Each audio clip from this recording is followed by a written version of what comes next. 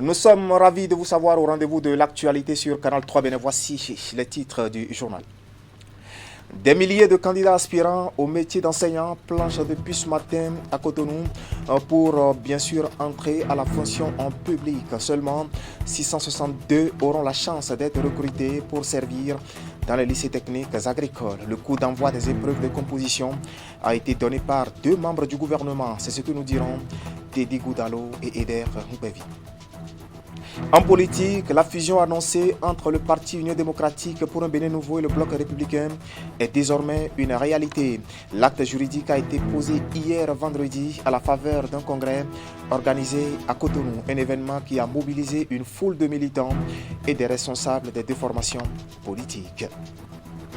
Et puis aujourd'hui, samedi 16 octobre 2021, c'est la journée mondiale de l'alimentation et nous sommes cette année à la 41e édition. Elle coïncide d'ailleurs avec la 25e édition de Téléfood dont la célébration est marquée par une opération de financement des micro-projets agricoles au Bénin. À la veille de ces célébrations, le ministre de l'Agriculture, de l'Élevage et de la Pêche s'est adressé à la nation et pour l'occasion, Gaston Dossoui a passé en revue les actions menées par le gouvernement pour aller contre la faim au Bénin. Vous l'entendrez dans un instant.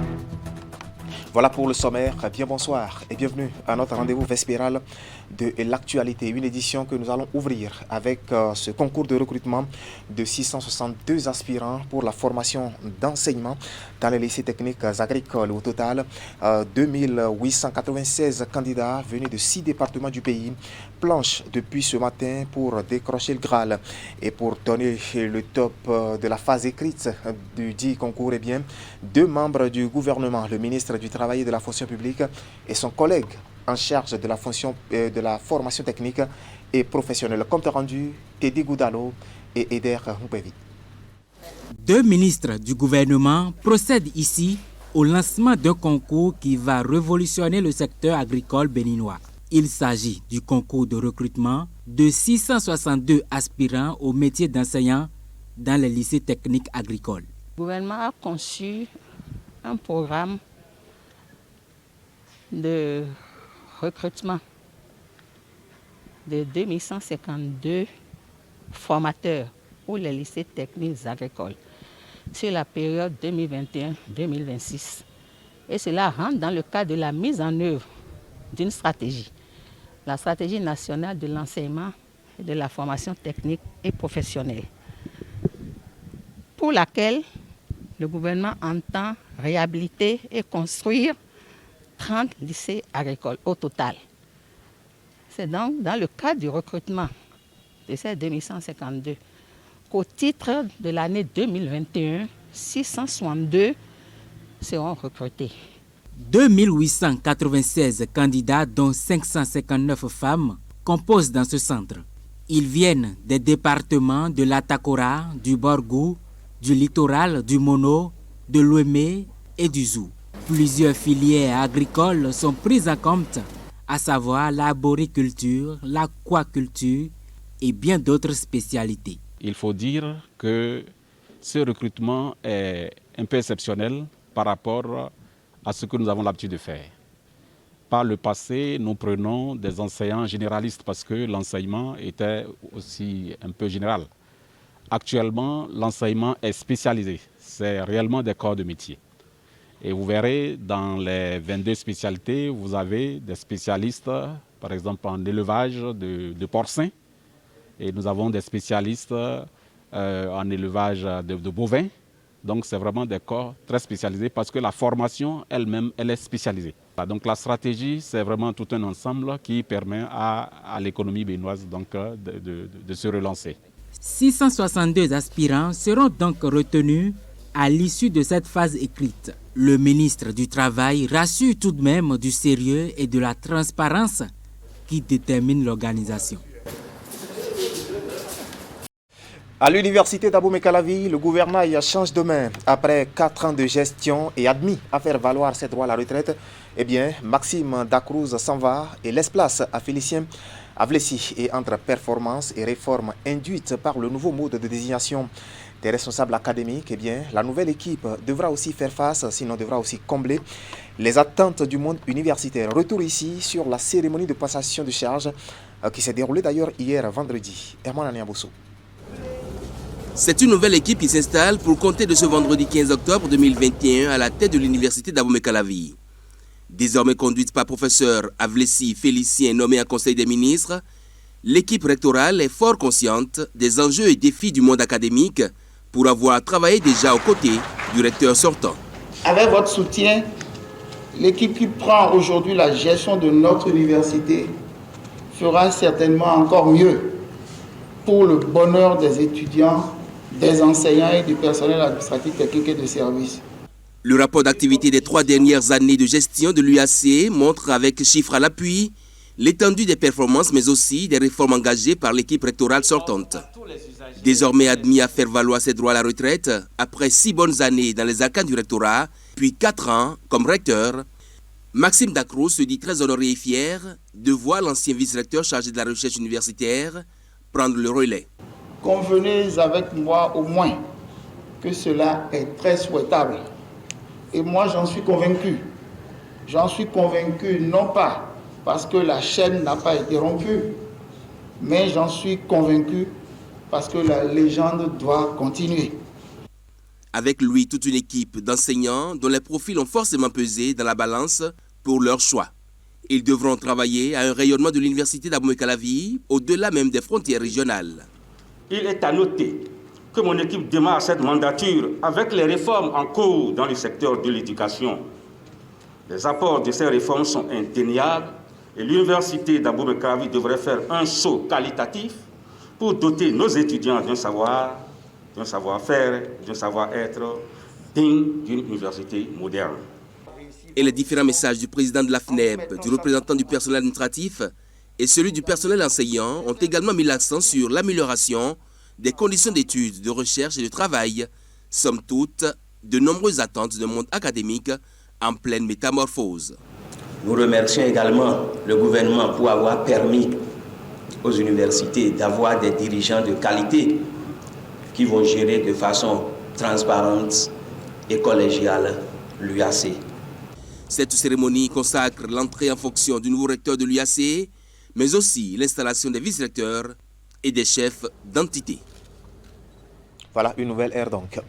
Un souvenir maintenant avec le décès de l'ancien président du Bénin, le général Mathieu Kérékou, un événement malheureux survenu il y a 6 ans. Mais avant de passer de l'autre côté, l'homme a su à travers son charisme et surtout son patriotisme écrire son nom dans les annales de l'histoire du pays. Chez lui à Nati Tengu, les populations se souviennent encore de lui. Plus loin, elles ont organisé cette semaine une cérémonie d'anniversaire de son décès. Suivez.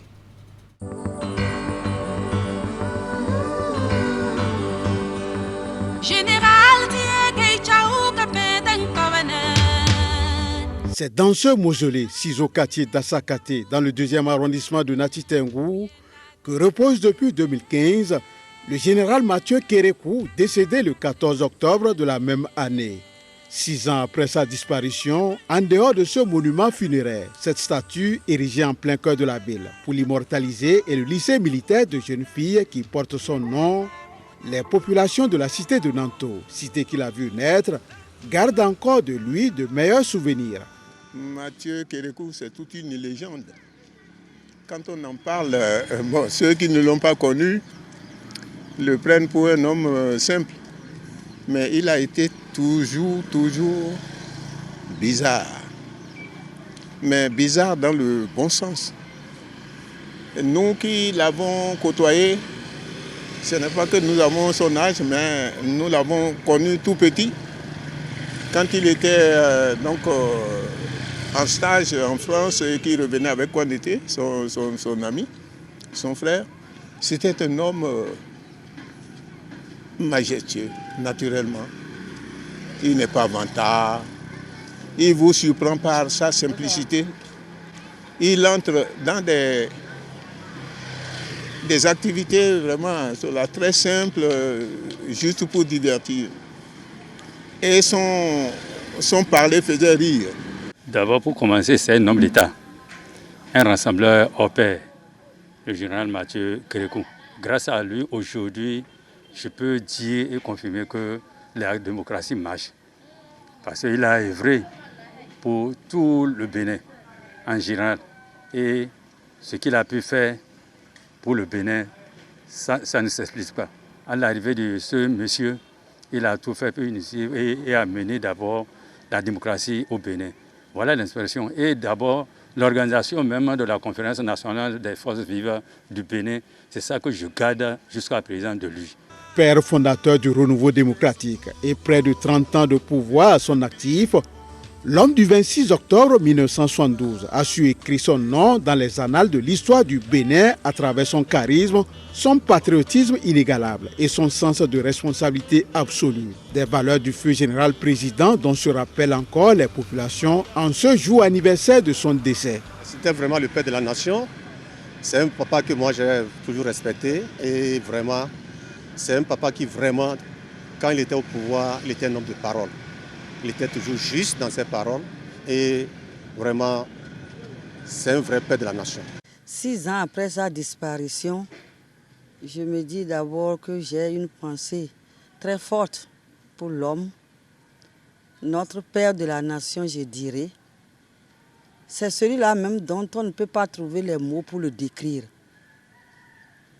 Il disait qu'il rêvait d'une nation, il voulait une nation où il fera bon vivre pour chacun et pour tous. Tout ce que je dis là, ça englobe tout ce qu'il faut dire de l'homme. Son départ aujourd'hui, ça me donne à réfléchir. Parce que s'il était là, beaucoup de choses allaient changer encore davantage. Si aujourd'hui il était là, il allait aider notre chef d'État qui est là, qui a le souci, comme lui, pour le développement de ce pays. Donc il allait donner des conseils également à notre chef d'État actuel.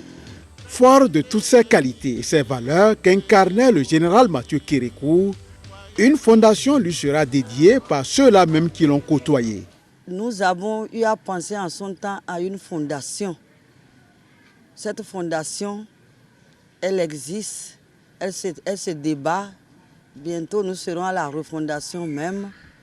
Et nous pensons que c'est une opportunité pour chaque Béninois de s'y retrouver pour que nous puissions nous souvenir des idéaux de cet homme exceptionnel que Dieu nous a donné dans notre pays, le Bénin, et pouvoir avancer et réaliser ce à quoi il a pensé en faisant preuve d'humilité, en faisant preuve d'un amour pour chacun et pour tous, en faisant preuve d'engagement pour l'équité. Né le 2 septembre 1933 à Kouarfa, commune de Tukuntounan, le général Caméléon accède au pouvoir le 26 octobre 1972 à la faveur d'un putsch. En 1991, sous l'ère du renouveau démocratique, il va céder le pouvoir à Nicéphore Soglo après avoir perdu l'élection présidentielle avant de le reprendre 5 ans plus tard. Après ses 2 mandats passés à la tête du pays, il se réfugie dans ses filaos jusqu'à la fin de ses jours.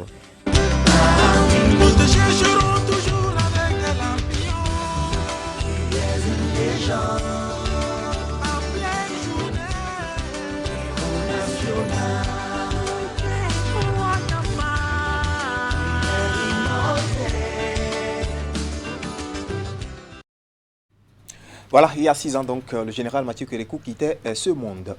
En politique, la fusion annoncée entre le parti Union démocratique pour un Bénin nouveau et le bloc républicain est désormais une réalité. L'acte juridique a été posé hier vendredi à la faveur d'un congrès organisé à Cotonou. L'événement a draîné, sinon a mobilisé une foule de militants et des responsables des 2 formations en politique. On va faire le point avec Teddy Goudalo. L'aube nouvelle pour donner toute une solennité à un acte politique majeur. Il s'agit de la fusion du parti Union démocratique pour un Bénin nouveau dans le bloc républicain.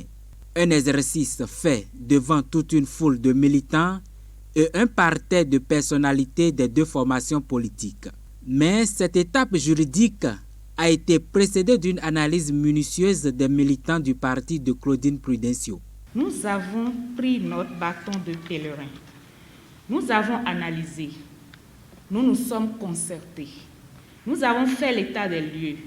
Nous avons agi là où nous pouvions à court terme, ceci avec le soutien des organes techniques du parti.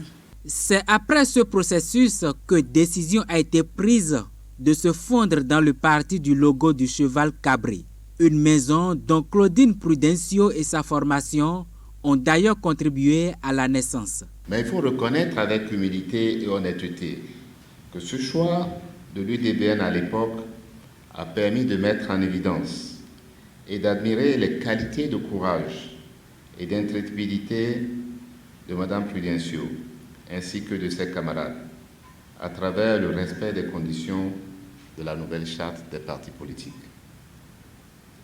L'UDBN s'est aussi régulièrement illustrée comme une formation politique très responsable, respectable et rigoureuse sur notre échiquier politique national lors de sa participation à plusieurs élections. Des qualités que l'UDBN entend mettre au service du bloc républicain. Mais lorsqu'il s'est agi de justifier ce choix, la tête de pont du parti a préféré faire usage d'un lot d'adages. Dans la langue de Molière, il est souvent dit, je cite, « Seul on va vite, mais ensemble on va plus loin et sûrement ». Dans l'air culturel adjatado de notre pays, la citation que je viens de faire trouve son répondant dans la maxime qui dit qu'ensemble, les fourmis maillants bravent tout type de cours d'eau, quelle qu'en soit la profondeur et la dimension. Permettez-moi de parodier le grand souverain d'Abomey, le roi Béanzin. À notre destin, nous n'allons point tourner le dos. L'heure a ainsi sonné pour l'émergence des grands regroupements politiques au Bénin, un des résultats de la réforme du système partisan. Du coup, hommage est rendu à Patrice Talon pour cette vision. Sa grandeur d'âme et son sens profond d'anticipation permettent aujourd'hui au paysage politique béninois de se reconfigurer. L'acte que nous posons aujourd'hui vise à consolider cette vision. Une vision consolidée, tout comme l'engagement de cette formation politique et ses militants qui n'ont jamais marchandé leur soutien au chantre de la rupture. Il reste maintenant à juger leur poids dans cette nouvelle aventure au sein du parti Bloc républicain. Et justement, la marche vers la mise ensemble de ces deux formations politiques a été finalement consacrée ce samedi 16 octobre. Eh bien, au siège du parti Bloc républicain s'est déroulée une séance solennelle entre les leaders de ces deux partis, Ablaye Biotchane, secrétaire général national du Bloc républicain, et Claudine Prudencio, qui justement est la présidente du Haut Conseil de l'UDBN. Une séance solennelle que nous relate ici à Siomo Kanya Siomo. C'est fait. La mise ensemble du bloc républicain et de l'Union démocratique pour un Bénin nouveau. Ceci intervient au terme des négociations puis de l'accord de leur mise ensemble entre la présidente du Haut Conseil de l'UDBN, Claudine Afiavi Prudencio, et le secrétaire général national du BR, Abdoulaye Biotchane. Avec cette fusion, Claudine Afiavi Prudencio est convaincue que le bloc républicain sera le plus grand parti politique du Bénin. Le bonheur qui nous unit aujourd'hui est un bonheur que je souhaiterais qu'il dure, je ne vais pas dire dans le temps, mais qu'il dure aussi longtemps que possible. Nous sommes venus au bloc républicain pour changer de rang au bloc républicain, parce que notre souhait, c'est que le bloc républicain soit le premier parti au Bénin. Voilà qui marque la détermination des deux partis politiques à devenir un. Et désormais, c'est le bloc républicain. Toutes choses qui réjouissent le secrétaire général national du parti, Abdoulaye Biotchane. Cette réunion de cet après-midi est une étape presque ultime de l'engagement que nous avons pris en commençant les négociations bipartites pour la mise ensemble des deux partis. Et notre objectif est commun, c'est celui que vient de rappeler Mme Prudencio, c'est de faire du Bloc républicain le premier parti du Bénin pour faire la politique autrement. Ce parti est désormais un peu plus grand, ça nous impose davantage de discipline, ça nous impose davantage d'envie de grandir, et c'est à chacun de nous de faire un effort pour que ceci arrive effectivement. En confirmant la face du monde de leur acte, les instances dirigeantes s'engagent à œuvrer pour une application effective et intégrale des clauses de l'accord de mise ensemble. Voilà une mise ensemble effective désormais. Toujours en politique, le réseau soutien sûr de talents monte au créneau et salue surtout la réforme structurelle opérée dans le secteur de la décentralisation au Bénin. Une position affichée par les membres de ce creuset au détour d'une conférence de presse animée en milieu de semaine à Djougou. Une sortie médiatique au cours de laquelle ils ont décidé d'accompagner Patrice Talon dans toutes ses actions. Écoutons ici le président de ce réseau, il a nom Alassane Zoumarou. En ma qualité de président du réseau dénommé les soutiens sûrs de Talon, présent dans toutes les communes, les 77 communes et ceux de la diaspora, je voudrais remercier le chef de l'État pour sa clairvoyance et son leadership éclairé, car cette réforme vient à point nommé. Je sais bien de quoi je parle pour avoir été maire de la commune de Djougou et continue d'être un acteur de la décentralisation, car je suis toujours un élu communal. En effet, dans ce projet de réforme territoriale, il est envisagé le réaménagement des organes des communes, une redistribution des pouvoirs, un renforcement de la reddition des comptes, un réaménagement des modalités d'exercice de la tutelle. On peut retenir parmi quelques constances et améliorations proposées au niveau des communes la création de la fonction de secrétaire exécutif de commune, ordonnateur du budget et de secrétaire exécutif au niveau des arrondissements. La création d'un conseil de supervision composé du maire, ses adjoints et les présidents des 4 commissions permanentes. La création d'un fichier des principales fonctions administratives des mairies, l'amélioration de la situation des maires, leurs adjoints et les élus en général. À toutes ces nouveautés administratives et juridiques préconisées, il faut faire remarquer que la nouvelle réforme vient dépolitiser les structures au niveau des collectivités locales, lesquelles sont permanemment en conflit entre elles-mêmes à cause des suspicions de certains acteurs. Mesdames et messieurs, chers hommes des médias, ce sont là quelques améliorations et innovations contenues dans cette réforme que nous, membres du réseau, les soutiens sûrs de Talon, apprécions à sa juste valeur. Et nous passons par ce canal pour remercier le chef de l'État pour avoir vu juste en initiant cette réforme salutaire pour nos communes et qui présente beaucoup d'avantages. C'est pour ces multiples actions que nous nous engageons à accompagner le président de la République, Patrice Talon, qui dirige le pays avec plus de rigueur et de réformes audacieuses, hélas mal comprises parfois, et vertement critiquées, et qui pourtant ont vocation à préparer notre pays à entrer dans le concert des nations modernes, où le développement n'est plus un leurre, mais une réalité de chaque instant. Pour finir, chers journalistes, vu la portée historique de cette réforme, nous ne doutons point du soutien des honorables députés à l'Assemblée nationale pour le vote de la loi sur la réforme structurelle du secteur de la décentralisation. Voilà, c'était Alassane Zoumarou, président du creuset, sinon du réseau au soutien sûr de Talon. Nous allons évoquer maintenant le programme Benkandi qui se penche sur les effets des changements climatiques.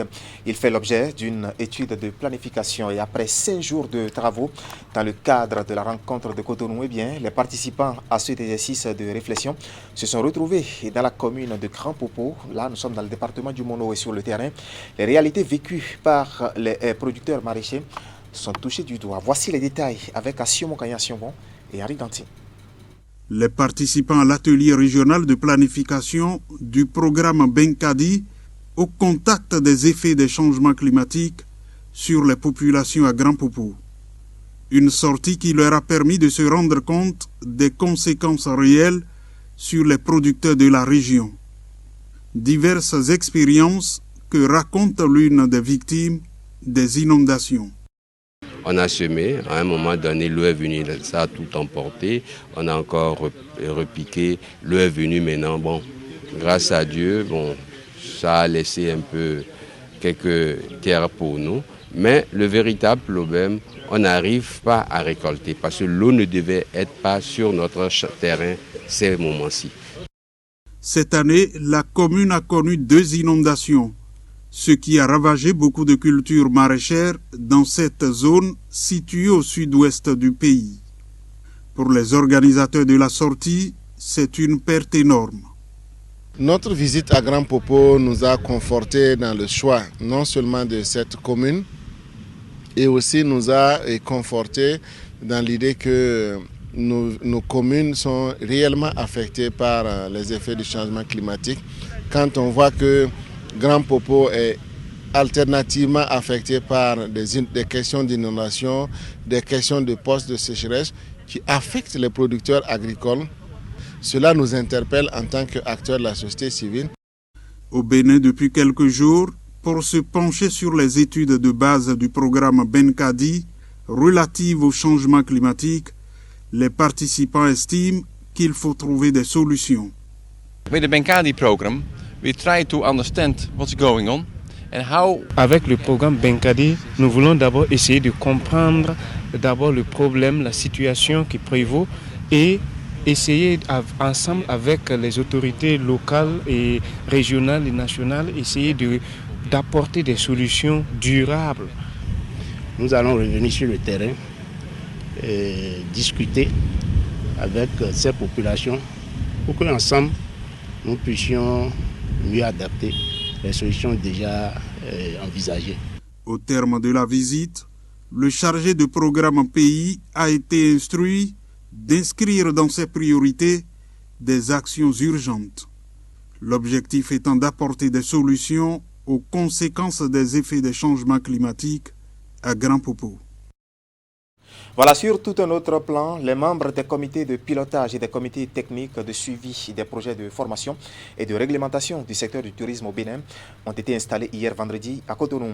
Une entrée en fonction pour opérationnaliser le projet de compétitivité du tourisme transfrontalier financé justement par la Banque mondiale. Précision, Idrissou Boukari et Eder Ngwevi. Je voudrais, avec la permission des uns et des autres, que je voudrais prononcer ce jour, vendredi 15 octobre 2021, l'installation officielle. Jean-Michel Abimbola, ministre du Tourisme, de la Culture et des Arts, installe ainsi officiellement les différents membres des comités pour des projets de formation et de réforme de la réglementation du secteur du tourisme au Bénin.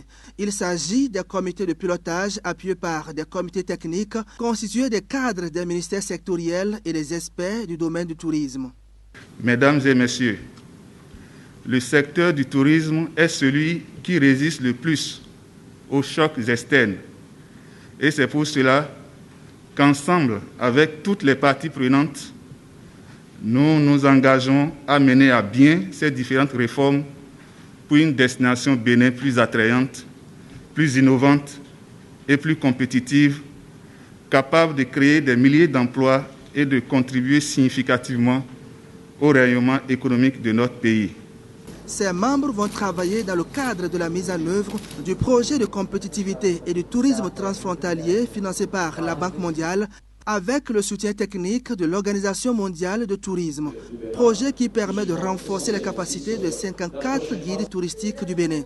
À travers ce projet, c'est la réforme du système d'octroi des agréments, licences et classement des entreprises touristiques au Bénin qui entre ainsi dans sa phase opérationnelle. Mesdames et messieurs, distingués invités, le positionnement de notre pays comme une destination touristique majeure passe en effet non seulement par la construction des infrastructures, l'aménagement de nos sites, mais aussi et surtout par la qualité globale du service que nous offrirons à la clientèle en visite une fois que ces chantiers seront achevés. C'est pourquoi, très tôt, les questions de normes, de réglementation, de formation et de renforcement des capacités des personnels dans ce secteur sont apparues préoccupantes pour le gouvernement et ont fait l'objet de réflexions et de plaidoyers dont l'un des fruits est la cérémonie qui nous réunit ce jour. La tâche est immense et les attentes du gouvernement sont grandes. Les membres des comités techniques et de pilotage qui viennent d'être installés auront à travailler pour actualiser les tests existants et en proposer de nouveaux, conformément aux normes en vigueur dans le secteur.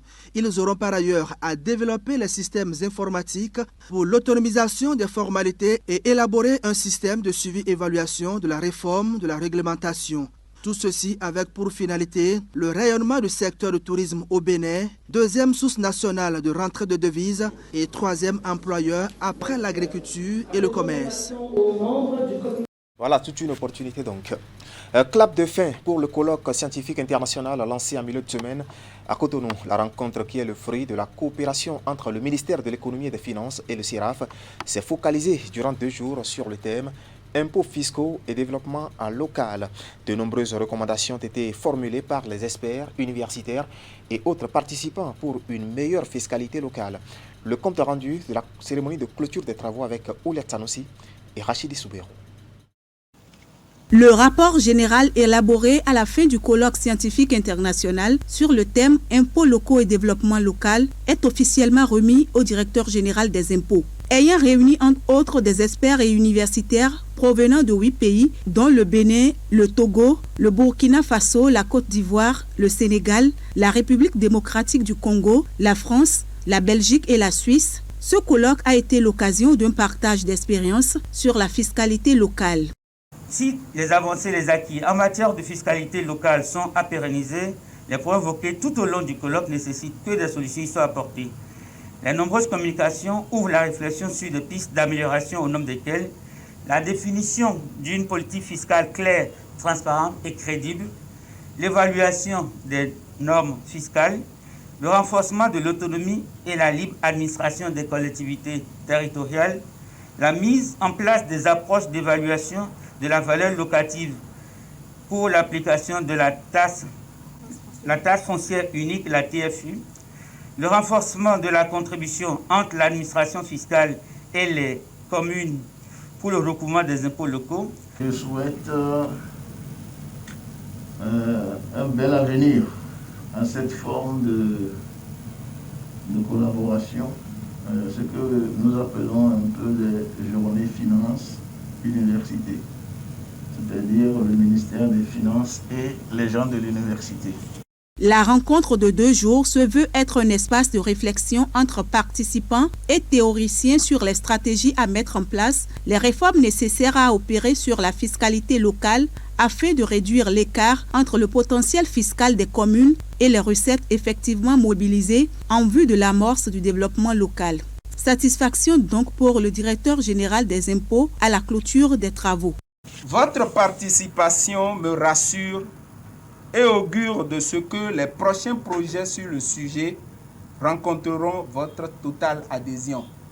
En choisissant des praticiens et des universitaires, nous avons opté pour une approche de complémentarité et de synergie entre les structures engagées dans la mobilisation des ressources au profit des collectivités locales.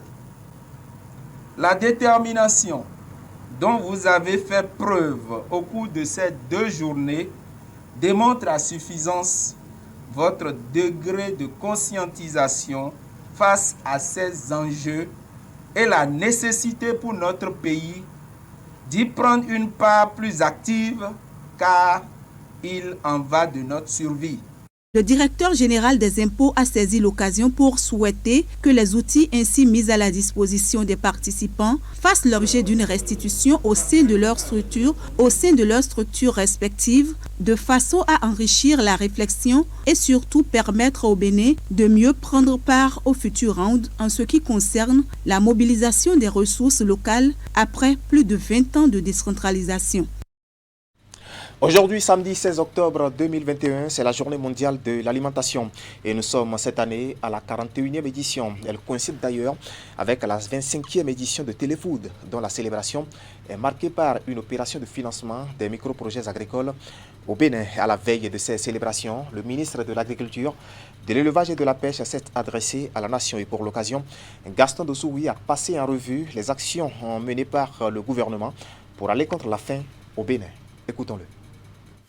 Notre pays va satisfaire à une tradition établie depuis 1981 en célébrant la 41e édition de la Journée mondiale de l'alimentation. Ainsi, nous aurons respecté l'engagement pris par notre pays d'œuvrer aux côtés de l'Organisation du Système des Nations Unies pour l'alimentation et l'agriculture FAO pour réaliser sa noble mission, combattre la faim et la malnutrition dans le monde. C'est aujourd'hui le tour de Djougou dans la Donga d'accueillir cette édition, la 41e, qui se passe dans un contexte exceptionnel de recrudescence des impacts de la pandémie de Covid-19. La présente édition, placée sous le thème « Agir pour l'avenir », améliorer la production, la nutrition, l'environnement et les conditions de vie. Ce thème, d'une pertinence avérée, répond à la réalité selon laquelle les systèmes alimentaires sont déséquilibrés. Cette problématique est fortement intégrée dans le programme d'action du gouvernement et le plan stratégique de développement du secteur agricole, en l'occurrence pour arrimer aux ODD et en particulier à l'ODD 2. Le gouvernement du président Patrice Talon a entrepris des initiatives pour permettre de libérer le potentiel de développement de l'agriculture béninoise de manière à assurer à l'ensemble des populations un accès équitable à une alimentation équilibrée, suffisante et saine. Dans le même ordre d'idées, ce samedi 16 octobre 2021, nous allons également célébrer la 25e édition de Téléfood au Bénin. Grâce à la solidarité internationale et à nos petites souscriptions, Téléfood a permis de financer plusieurs micro-projets agricoles au profit des couches les plus vulnérables. C'est pourquoi je lance un appel pressant pour une adhésion massive à mes compatriotes, à toute personne de bonne volonté, à souscrire ouvertement dans le cadre de la collecte de fonds durant la période du 16 octobre 2021 au 15 octobre 2022. Voilà, c'était Gaston Dossoui, ministre de l'Agriculture, de l'Élevage et de la Pêche. Les défis de la protection sociale en période de pandémie, cas de la pandémie du coronavirus au Bénin. C'est le thème d'un séminaire national de formation syndicale organisé cette semaine à Grand Popo dans le département du Mono. Une initiative de l'UITA que nous résume ici chez Fromentan. Plonger régulièrement les travailleurs dans les réalités qu'ils vivent dans leurs différents services et entreprises en les réunissant dans un cadre sphérique propice à la réflexion. C'est l'une des missions que se sont données les responsables de l'UITA, l'Union internationale des travailleurs de l'alimentation, de l'agriculture, de l'hôtellerie-restauration, du tabac, du catering et des branches connexes en organisant régulièrement des séminaires de formation syndicale. Le rendez-vous qui se tient dans cette salle de l'hôtel Bel Azur de Grand Popo en est un. Donc je voudrais vraiment vous inviter à suivre avec attention les personnes expérimentées, averties dans le domaine de la protection sociale que nous avons essayé d'identifier pour animer ces 3 jours de séminaire.